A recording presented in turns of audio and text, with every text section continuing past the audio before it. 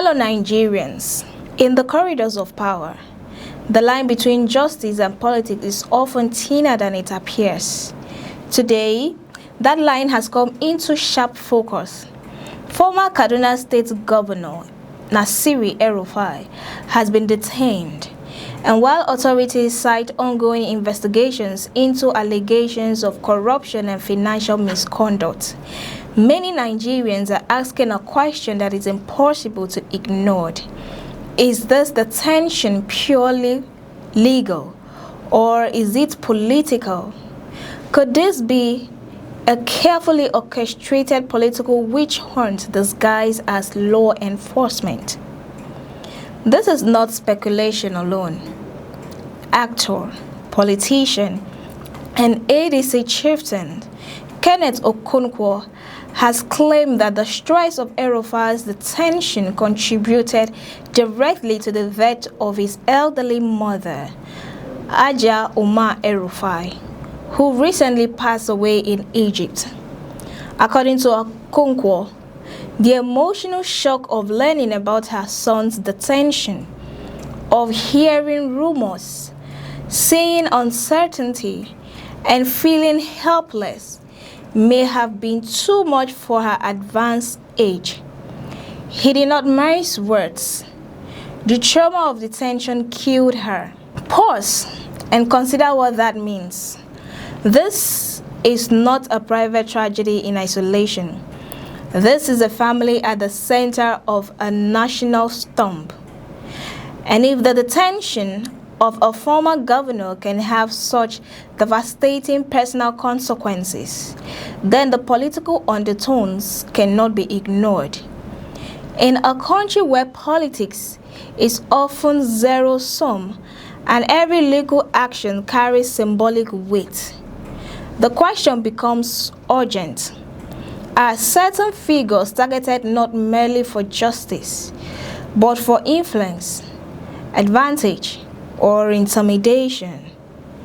El-Rufai's detention comes against a backdrop of political tension. He is a figure whose prominence, network, and past governance have made him both influential and controversial. To detain such a figure at a sensitive moment is to send a message, not just to him, but to wider political class, to supporters, to even the electorate. In political strategy, timing is everything. And in this case, the timing raises questions that go far beyond legality. Of course, the legal argument is straightforward. Agencies, including the Independent Corrupt Practices and other related offenses commission, are investigating allegations of corruption. Due process must prevail, and no one is above the law. Critics of el-Rufai argue that accountability is non-negotiable, and that enforcement of the law, even against powerful figures, is necessary to sustain democratic integrity. But law does not exist in vacuum. Politics exists in parallel, and when law intersects with power, it becomes nearly impossible to separate principle from perception. Detention can be a tool of justice, yes, but it can also be a weapon of politics, wielded to signal dominance, silent opposition, or shift public narrative. In this case, for many observers, the legal process has a political shadow. Kenneth Okonkwo's comment reminds us that politics is not abstract. It has consequences. It touches families. It affects heart, minds, and even bodies. Aja el-Rufai was not merely a mother. She was a symbol of stability, care, and endurance. Her death, coming in the midst of her son's detention, forces Nigerians to confront the human cost of political maneuvers. When a state action, no matter how lawful, appears to devastate a family, It raises questions that are moral, political, and ethical. The reaction has been immediate and intense.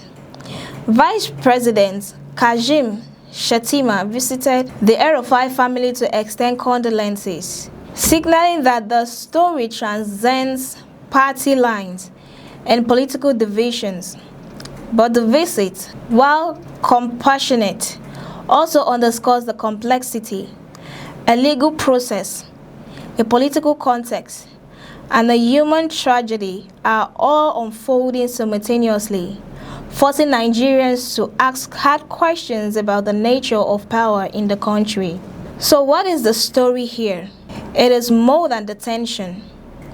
It is about politics, justice, and perception. It is about the fragility of human life under political pressure. And it is about the possibility that law, when applied selectively or at politically convenient moments, can become indistinguishable from a campaign of intimidation. For Nigerians watching, the takeaway is clear. We are witnessing an intersection of justice and politics, and the human cost is real. A mother has died, a family grieves, and the nation must ask whether law is being applied impartially or whether it has been enlisted as a tool in a wider political chess game. El-Rufai's detention may be legal, it may be necessary, it may be justified, but the timing, the context, and the consequences, especially the death of a parent, cannot be ignored. They demand reflection, debate, and scrutiny, because in Nigeria, where politics and power are inseparable, the story of one family can illuminate the story of a nation. And so we watch, we ask questions, we reflect, because justice without perception, law without humanity, and power without accountability are not the hallmarks of a healthy democracy. They are the seeds of distrust. This is News Express. I am Cassie Tony, and many thanks for watching.